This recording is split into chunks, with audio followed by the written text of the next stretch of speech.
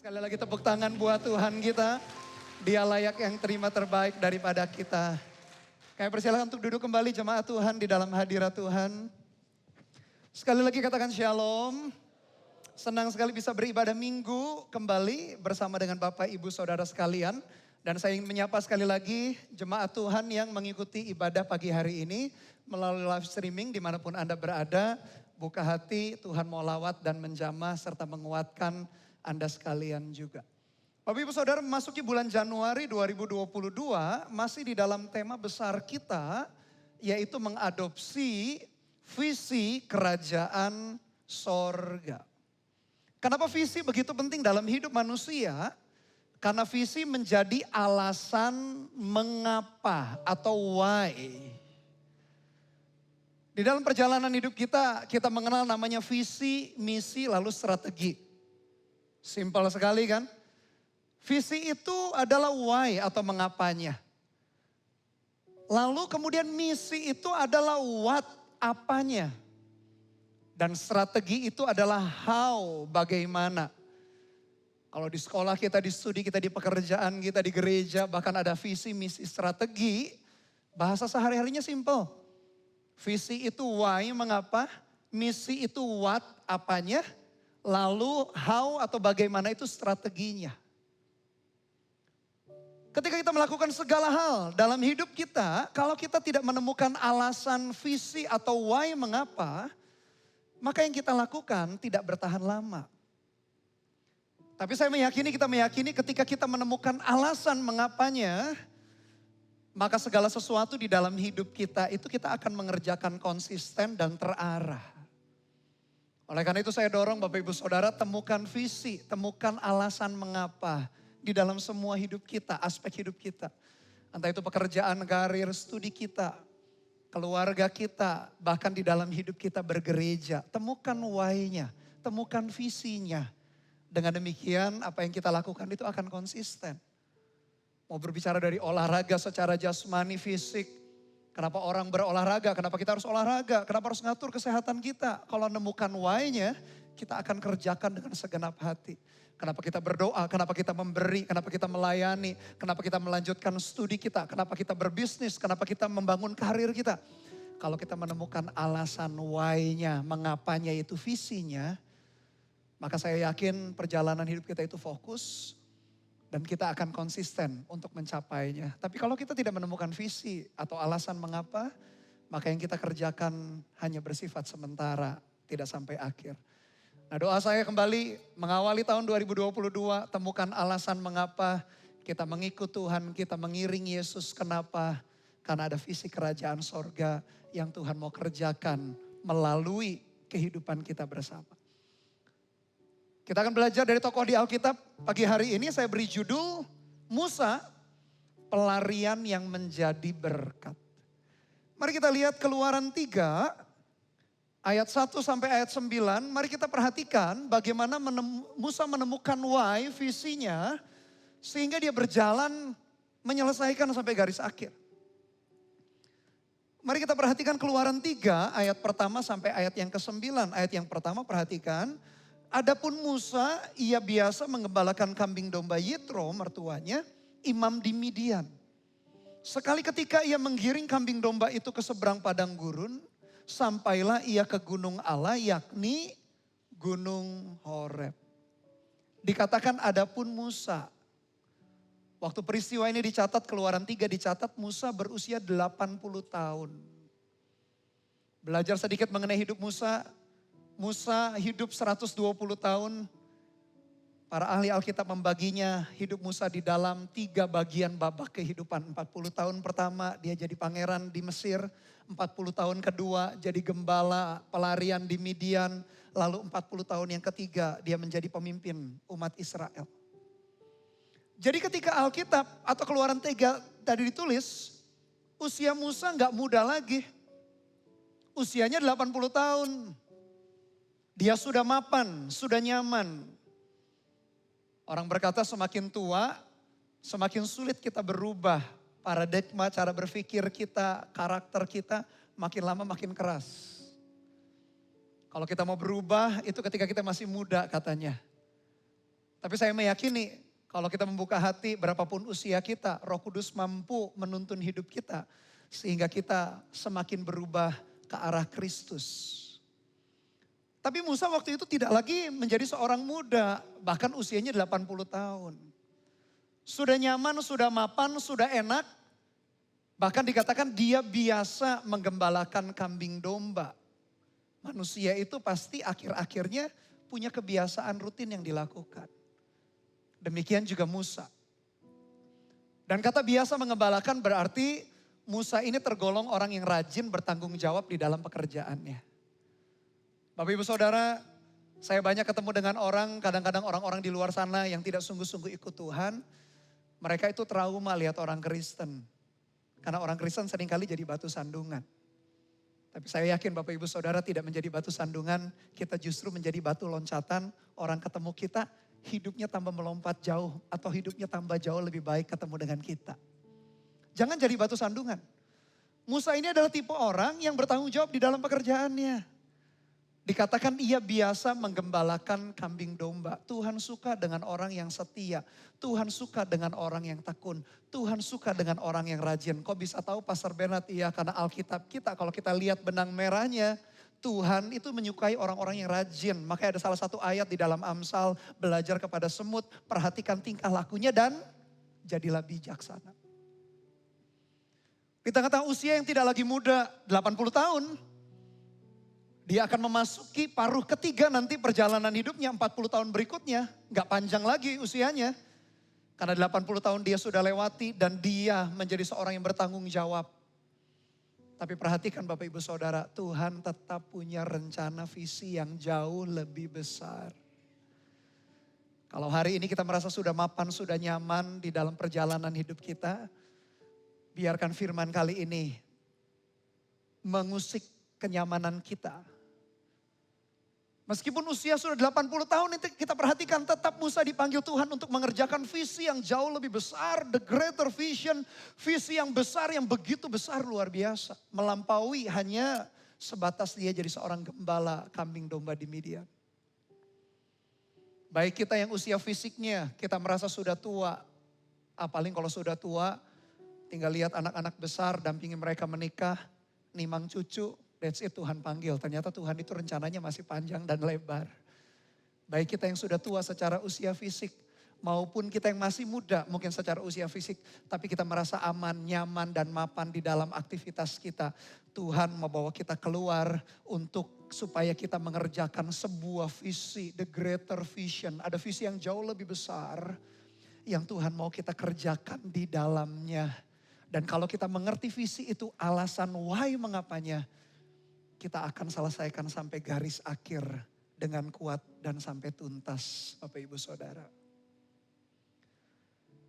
Lalu dikatakan ayat yang pertama, sekali ketika, ayat pertama bagian B, ia menggiring kambing domba itu ke seberang padang gurun, sampailah ia ke gunung Allah, yakni gunung Horeb. Dia sedang lakukan aktivitas seperti biasa sehari-hari. Tak disangka langkah kakinya itu menuju gunung Allah, gunung Horeb, gunung Sinai. Itulah cara Tuhan menampakkan diri kepada Musa. Lewat aktivitas sehari-hari. Bapak Ibu Saudara, dalam pekerjaan kita, ketika kita dalam keluarga, dalam pelayanan, dalam kehidupan kita sehari-hari. Biarkan aktivitas kita itu berpusat kepada kehendak Tuhan. Saya jadi teringat ayat firman Tuhan yang berkata demikian, Tuhan itu menetapkan langkah-langkah orang yang hidupnya berkenan kepadanya. Tuhan menetapkan langkah-langkah orang yang hidupnya berkenan kepadanya. Apabila ia jatuh tak sampai tergeletak, sebab Tuhan menopang tangannya. Kalau setiap hari dalam perjalanan hidup kita, pekerjaan kita, memulai hari itu kita berkata, Tuhan aku serahkan pekerjaanku. Mungkin pekerjaan kita bukan pekerjaan baru, aktivitas kita sehari-hari. Tapi kalau kita menyerahkan kepada Tuhan, Tuhan itu menetapkan langkah-langkah orang yang hidupnya berkenan kepadanya. Ada problem, ada masalah, kita mungkin bisa kepleset, bisa jatuh. Tapi Daud berkata orang benar itu meskipun jatuh 7 kali, dia tetap akan bangkit. Kita hitung-hitung, Pastor Bernard saya sudah jatuh lebih daripada 7 kali. Sudah puluhan ratusan kali. 7 itu bagi orang Ibrani adalah sesuatu yang terus menerus. Kalau kita jatuh, Tuhan berkata kalau kita hidupnya benar, Tuhan menetapkan langkah kita. Kita jatuh terpeleset, gagal mungkin, Tuhan angkat kita kembali. Dalam kehidupan kita sehari-hari. Musa ketemu dengan Tuhan, bukan di dalam kondisi yang bagaimana ketika dia biasa mengembalakan kambing domba. Di dalam pekerjaan kita, di dalam fungsi kita, dalam keluarga kita. Tuhan itu hadir di situ. Dan izinkan dia menuntun kita. Memakai kita dalam pekerjaan, studi kita, aktivitas kita sehari-hari. Izinkan Tuhan menetapkan langkah-langkah orang. Yang hidupnya berkenan kepadanya. Apabila ia jatuh, tak sampai tergeletak. Sebab Tuhan menopang tangannya. Biar Tuhan tetapkan langkah kita. Lakukan aktivitas kita sehari-hari. Kita tahu Tuhan hadir di situ, Tuhan ada di situ. Dan kita mengerjakan apa yang Tuhan kehendaki di dalam perjalanan kehidupan kita. Ayat pertama ini menceritakan kepada kita bagaimana akhirnya Musa mengerti alasan mengapanya di usia yang tidak lagi muda, usia 80 tahun. Di tengah kenyamanan, kemapanan, Tuhan tetap memanggil dia untuk mengerjakan sebuah visi yang lebih besar daripada visi hidupnya sendiri. Yaitu visi kerajaan sorga. Dan Tuhan juga mau mengerjakan hal itu dalam hidup kita. Perhatikan ayat yang kedua. Lalu malaikat Tuhan menampakkan diri kepadanya di dalam nyala api yang keluar dari semak duri. Lalu ia melihat dan tampaklah semak duri itu menyala tetapi tidak dimakan api. Musa berkata, baiklah aku menyimpang ke sana untuk memeriksa penglihatan yang hebat itu. Mengapakah tidak terbakar semak duri itu? Ketika dilihat Tuhan bahwa Musa menyimpang untuk memeriksanya, berserulah Allah dari tengah-tengah semak duri itu kepadanya, Musa, Musa. Dan ia menjawab, ya Allah. Lalu ia berfirman, janganlah datang dekat-dekat. Tanggalkanlah kasutmu dari kakimu. Sebab tempat di mana engkau berdiri itu adalah tanah yang kudus. Lagi ia berfirman, akulah Allah ayahmu, Allah Abraham, Allah Ishak dan Allah Yakub. Lalu Musa menutupi mukanya sebab ia takut memandang Allah. Ayat 2 dimulai kata-katanya adalah lalu malaikat Tuhan. Ini bukan malaikat sembarangan, M-nya besar, T-nya besar, bahkan Tuhan. T-U-H-A-N-nya huruf kapital semua. Ini bukan malaikat Gabriel, malaikat Mikael. Kalau M-nya besar, T-nya besar. Para ahli Alkitab menafsirkan bahwa ini adalah pribadi yang kedua yaitu Yesus Kristus sendiri. Meskipun Yesus nanti baru lahir ribuan tahun setelah itu. Tapi ini adalah pribadi Allah yang berfirman kepada Musa. Dikatakan Tuhanlah yang menampakkan diri. Bapak Ibu Saudara tahukah inisiatif untuk kita masuk ke dalam visi yang lebih besar bukan dari inisiatif kita. Meskipun dibutuhkan respon atau kerjasama dari kita. Selalu Tuhanlah yang punya inisiatif. Sejak awal kita bisa kenal dia pun. Paulus berkata dalam kitab Roma, bagaimana caranya kita naik ke sorga untuk membawa dia turun ke bawah. Bukankah dia, the Lord of Hosts, Tuhan pencipta alam semesta yang datang mendekat kepada kita.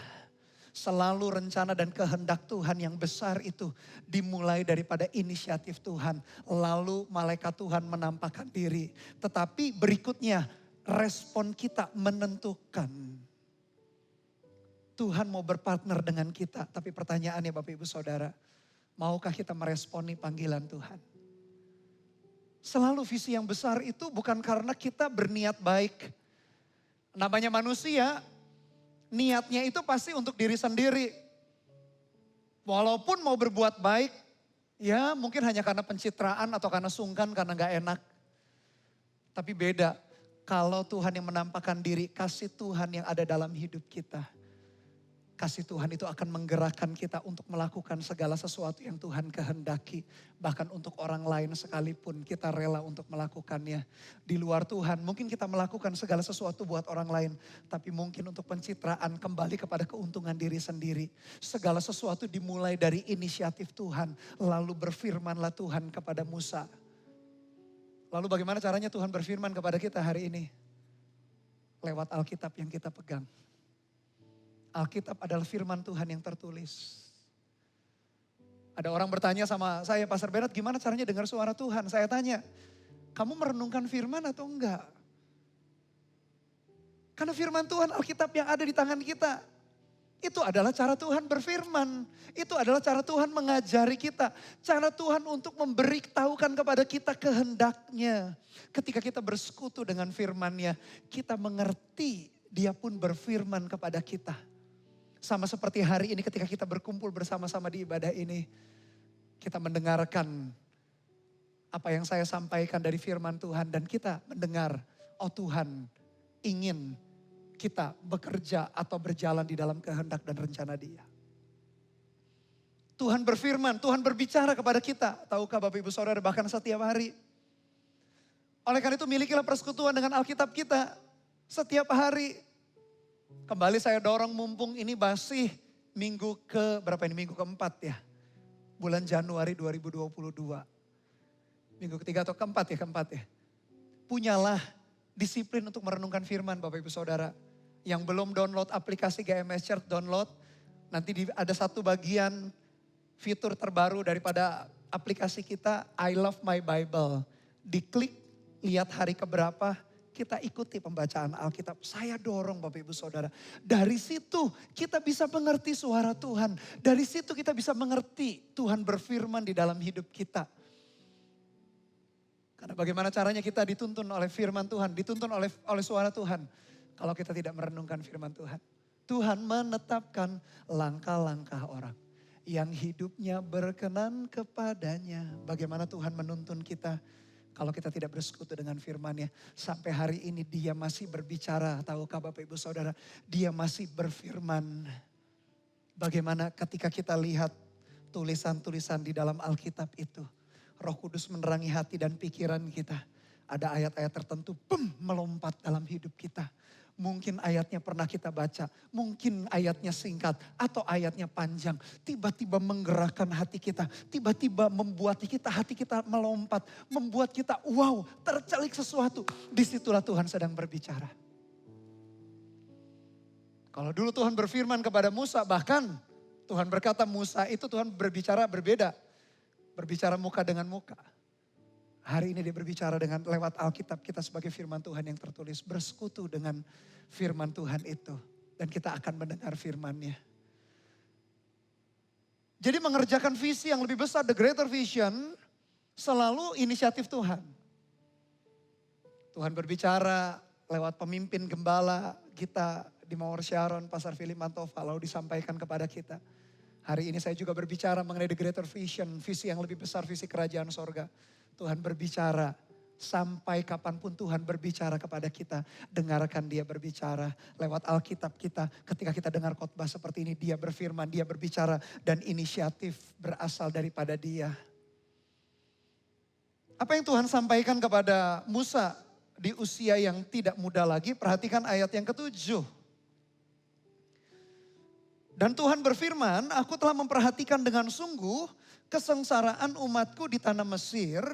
Dan aku telah mendengar seruan mereka yang disebabkan oleh pengerah-pengerah mereka. Ya, aku mengetahui penderitaan mereka. Sebab itu aku telah turun untuk melepaskan mereka dari tangan orang Mesir.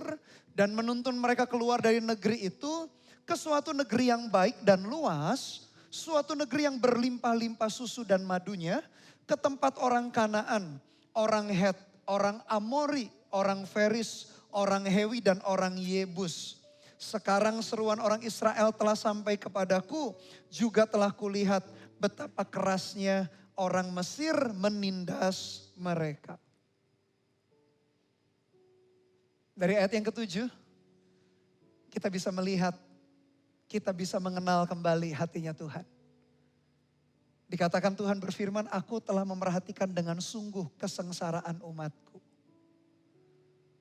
Bapak Ibu Saudara, kita itu gak pernah berjalan sendirian.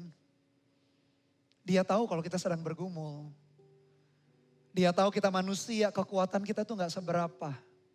Hikmat kita, pemikiran, strategi kita itu gak seberapa. Dia sangat-sangat tahu. Dia mengerti kelemahan kita. Bahkan dia mengerti tetesan air mata kita. Dia mengerti pergumulan kita. Dia mengerti ketika kita di tengah malam tak seorang pun ada yang tahu di tengah-tengah keluarga kita. Kita hanya bisa menangis. Karena begitu berat tantangan yang sedang kita hadapi. Permasalahan yang kita sedang hadapi. Entah kesehatan, entah keuangan, entah keluarga, entah apapun itu. Bahkan mungkin kita gak bisa tidur dengan nyenyak. Tuhan tahu. Tuhan mengerti. Ayat 7, dari situ kita bisa kenal kembali. Dia share kepada Musa. Dia curhat kepada Musa. Kalau Tuhan curhat itu atau share, bukan seperti manusia curhat kepada manusia. Tuhan sedang mengimpartasikan why, alasan mengapanya kepada Musa. Tapi sebelum kita lihat apa yang Tuhan mau kerjakan lewat Musa. Sebelum di ayat-ayat itu, ayat 7, 8 dan 9. Biarkan menguatkan kita yang sedang dalam pergumulan. Saya rasa kok ya, semua kita juga sedang dalam pergumulan kok. Bedanya mungkin intensitasnya beda, level pedasnya beda. Ada yang memasuki awal tahun ini mungkin level pedasnya baru level 1. Mungkin ada yang level 10. Pedas tingkat dewa katanya. Tuhan mengerti di level kepedasan berapa kita mengalami pergumulan. Ayat 7, 8, 9 biarkan kembali menguatkan, mengingatkan kita. Tuhan berfirman kepada Musa, aku memperhatikan kesengsaraan umatku. Dan bahkan dikatakan ayat 7b bagian akhir, aku mengetahui penderitaan mereka. Tuhan itu ngerti kok perjuangan kita. Struggle kita dia sangat mengerti. Dia tidak mengabaikan, dia mengasihi kita. Dia tahu ketika kita menangis, ketika kita sendirian, ketika kita struggle. Bahkan ketika kita tidak lagi bisa berbicara, bukan gak mau ngomong cerita sama pasangan kita atau sama orang tua atau sama anak kita atau sama sahabat kita atau sama pemimpin rohani kita. Bukan karena kita gak mau cerita. Tapi bahkan kita sulit untuk membahasakan pergumulannya. Karena mungkin ada bagian-bagian di dalam hati kita yang tidak bisa tersampaikan lewat kata-kata. Pernah gak Bapak Ibu Saudara? Saking tertekannya kita sampai kita mau ngomong aja susah. Padahal kita ini orang yang seharusnya gampang berbicara, gampang berkomunikasi. Dalam perjalanan hidup saya pun dengan keluarga. Ada waktu-waktu, ada momen-momen di mana kayaknya mau diungkapkan dengan kata-kata pun sulit. Kayaknya untuk ngomong, cerita, bukan gak mau cerita. Tapi saking tekanan di dalam hati kita, sulit sampai sulit menceritakannya. Tahukah Bapak Ibu Saudara, Tuhan pun mengerti. Bahkan belum sampai kita ngomong sama Tuhan, cerita sama Tuhan di dalam doa-doa kita, Tuhan pun mengerti. Tuhan memperhatikan kesengsaraan umatnya Israel. Tuhan mengerti pergumulan kita. Jangan merasa sendirian, jangan merasa ditinggalkan Tuhan. Dari waktu ke waktu Alkitab kita bercerita bagaimana Tuhan itu betul-betul setia. Tapi dia tetap izinkan masalah itu terjadi. Supaya kita makin mengandalkan dia. Tuhan izinkan masalah itu terjadi. Supaya ketika kita mengalami breakthrough terobosan kita gak sombong, kita gak lupakan dia. Tuhan izinkan masalah itu terjadi. Supaya memperlebar kapasitas hati dan roh kita, kapasitas otot rohani kita. Berjalanlah di dalam kehendak dan rencana Tuhan. Dia gak pernah abai dengan kita. Perhatikan ayat yang ke-10. Inilah the greater vision. Visi yang begitu besar. Bahkan visi yang lebih besar. Daripada visi pribadinya Musa. Hanya mapan, nyaman, jadi gembala di Midian. Sebetulnya pelarian sih. Kalau Anda ingat ketika dia jadi pangeran Mesir. Dia lihat orang Ibrani ditindas oleh orang Mesir. Dia bunuh orang Mesir. Firaun sebagai raja yang memerintah waktu itu marah. Ingin membunuh Musa. Akhirnya Musa lari ke padang gurun, ke Midian ini. Sebetulnya dia pelarian. Perhatikan apa firman Tuhan kepada seorang pelarian, kepada seorang yang bersembunyi, kepada seorang yang tua secara fisik, kepada orang yang sudah mapan, nyaman. Tuhan berkata demikian, jadi sekarang pergilah, aku mengutus engkau kepada Firaun untuk membawa umatku orang Israel keluar dari Mesir. Bapak Ibu Saudara, maaf kalau yang usianya Bapak Ibu Saudara merasa sudah tua secara fisik. Lalu menganggap ya sudahlah hidup ini paling cuma nikmati dengan keluarga, dengan anak, dengan cucu. Tahukah Bapak Ibu Saudara Tuhan punya visi yang lebih besar daripada itu? Atau kalau Bapak Ibu Saudara usianya lebih muda. Sudah nyaman di dalam hidup kita aktivitas. Seperti Musa menggembalakan kambing domba. Sudah mapan, sudah nyaman. Bukan berarti mari kita cari masalah bersama-sama. Tapi Tuhan punya visi yang lebih besar. Sama seperti Musa diutus Tuhan untuk memimpin bangsa Israel keluar dari Mesir. Tuhan mengutus kita untuk memperhatikan orang-orang di sekeliling kita. Supaya mereka kenal Tuhan sama seperti kita kenal Tuhan. Supaya ada pernikahan yang dipulihkan. Supaya ada anak-anak muda yang putus asa, yang terikat narkoba, yang sudah menyerah dengan hidupnya. Akhirnya mengalami Tuhan lewat hidup kita. Tahukah Bapak Ibu Saudara sampai hari ini. Dan waktu terus berjalan. Sampai terus waktu demi waktu selama bumi masih ada. Tetap masih banyak orang-orang yang membutuhkan Tuhan lewat hidup kita, tahukah? Saya ingat satu ketika saya di luar kota mau pelayanan. Di kota itu entah bagaimana caranya saya ketemu dengan teman lama. Akhirnya kami berbincang-bincang. Teman lama saya itu bercerita bagaimana dia sudah putus asa. Dia cerita mungkin 2-3 bulan itu dia sudah memutuskan untuk mengakhiri hidupnya dengan minum racun. Sudah bingung, sudah stres. Dia sudah siap meninggalkan istri dan anak-anaknya. Waktu itu anak-anaknya masih kecil. Dia bingung seperti orang gila. Beraktivitas di pinggir jalan. Dia gak tahu lagi apa yang perlu dia lakukan. Tekanan begitu banyak di pekerjaan, dia mengalami tekanan di keluarga, dia mengalami tekanan. Dia pikir ya sudahlah mengakhiri hidup.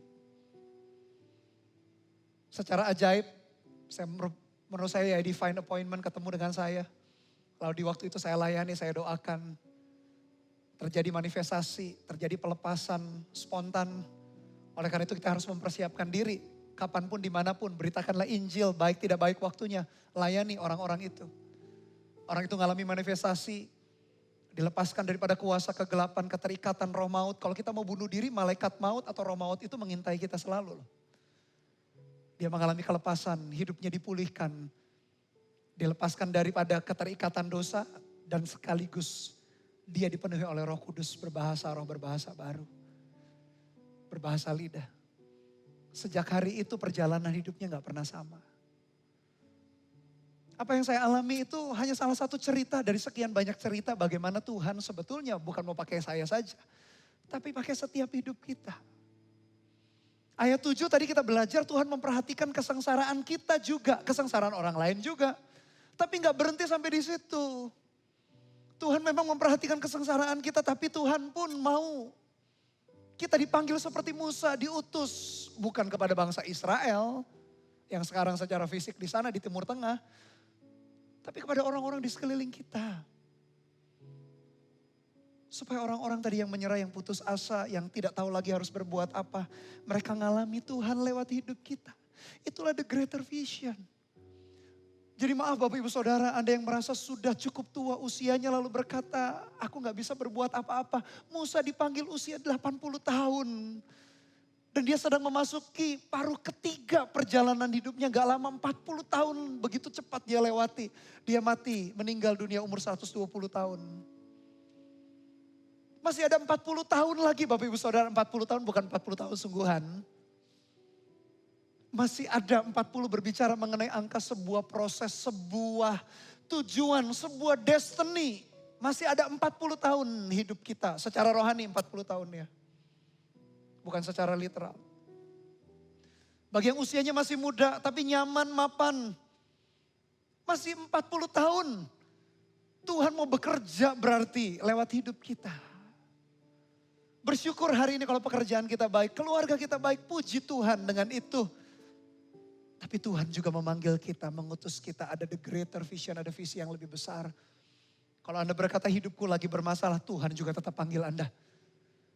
Bermasalah nggak bermasalah, kalau kita perhatikan tokoh-tokoh di Alkitab, Tuhan itu panggil mereka ke visi yang lebih besar. Kok bisa ya? Iya, Daud di Gua Adulam sedang bersembunyi, mau dikejar-kejar, mau dibunuh.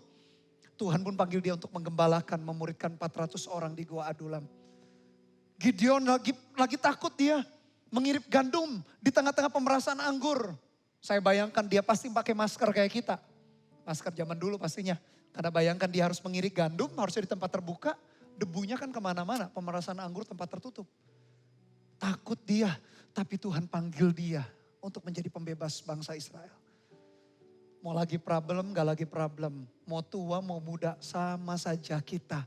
Tuhan panggil kita. Ada 40 tahun berikutnya, Tuhan mau kita berjalan di dalamnya. Semua kita sudah lewati 80 tahun. 40 tahun pertama di Mesir, Pangeran Mesir. Kita hidup dalam kehidupan lama, kehidupan yang penuh dosa. 40 tahun berikutnya mungkin kita lari dari panggilan Tuhan atau kita seenaknya hidup kita dan lain sebagainya bersembunyi atau kita membangun kemapanan, kenyamanan. Tapi Tuhan panggil berurusan dengan kita. Di paruh yang ketiga kehidupan kita semua sekarang. Secara rohani. 40 tahun secara rohani ini jangan disia-siakan. Tuhan mengutus Musa untuk membawa umatku orang Israel keluar dari Mesir. Kita berpikir, apakah ada dampaknya satu orang dari kita? Sangat berdampak. Tuhan pilih Musa satu orang saja untuk menyelamatkan Israel. Tuhan pilih Gideon satu orang saja untuk menyelamatkan Israel. Satu dari orang yang meresponi panggilan Tuhan itu berdampak luar biasa. Apalagi kalau ratusan jemaat hari ini meresponi panggilan Tuhan. Betapa kita akan selesaikan visi kerajaan sorga. Yang Paulus berkata, kepada visi atau penglihatan yang dari sorga itu. Tidak pernah aku tidak taat. Tuhan panggil Musa untuk membebaskan orang Israel keluar dari Mesir. 1 Petrus 2 ayat 9 dikatakan, tetapi kamulah bangsa yang terpilih, imamat yang rajani, bangsa yang kudus. Umat kepunyaan Allah sendiri, supaya kamu memberitakan perbuatan-perbuatan besar dari Dia yang telah memanggil kamu keluar dari kegelapan kepada terangnya yang ajaib. Kita telah dipanggil Tuhan hidup baru, tapi gak berhenti sampai di situ. Supaya kita memberitakan perbuatan-perbuatan Tuhan yang besar dan ajaib. Itu 1 Petrus 2, di perjanjian baru pun tetap konsisten. Tuhan memanggil kita sebagai umatnya untuk melakukan hal yang demikian. 2 ayat terakhir kembali ayat 11. Tetapi Musa berkata kepada Allah, siapakah aku ini? Maka aku yang akan menghadap Firaun dan membawa orang Israel keluar dari Mesir. Lalu firman-Nya, bukankah aku akan menyertai engkau? Inilah tanda bagimu bahwa aku yang mengutus engkau. Apabila engkau telah membawa bangsa itu keluar dari Mesir, maka kamu akan beribadah kepada Allah di gunung ini. Ternyata tokoh-tokoh di Alkitab itu tidak seluar biasa yang kita pikir. Mereka selalu ketika dipanggil Tuhan, mereka berkata, siapa aku ini? Mereka merasa gak mampu. Memang benar visi Tuhan itu besar banget. Dan dibutuhkan kasih karunia daripada Tuhan. Dibutuhkan pertolongan dari Tuhan. Dibutuhkan Tuhan menuntun kita. Dan ini janjinya, bukankah aku akan menyertai. Tahu gak Bapak Ibu Saudara, Alkitab kita itu gak sulit. Kita kenal kehendak Tuhan itu gak susah. Kalau kita lihat selalu ada benang merahnya kok. Gideon waktu dipanggil Tuhan jadi pembebas Israel di zaman hakim-hakim, dia pun juga gak pede. Tapi Tuhan berkata, bukankah aku menyertai engkau? Dari masa ke masa Tuhan cari anak-anak Tuhan yang mau mengerjakan visi kerajaan sorga, diutus memberitakan perbuatan Tuhan yang ajaib, memulihkan pernikahan, menyelamatkan orang-orang yang mau bunuh diri, orang yang gak punya jalan keluar. Tuhan utus kita demikian. Kita merasa gak sanggup, gak pandai bicara, sudah terlalu tua, terlalu sibuk, gak punya ide mau ngapain, gak sanggup secara kekuatan. Biarkan jawaban ini menguatkan kita. Tuhan berkata, bukankah aku menyertai engkau?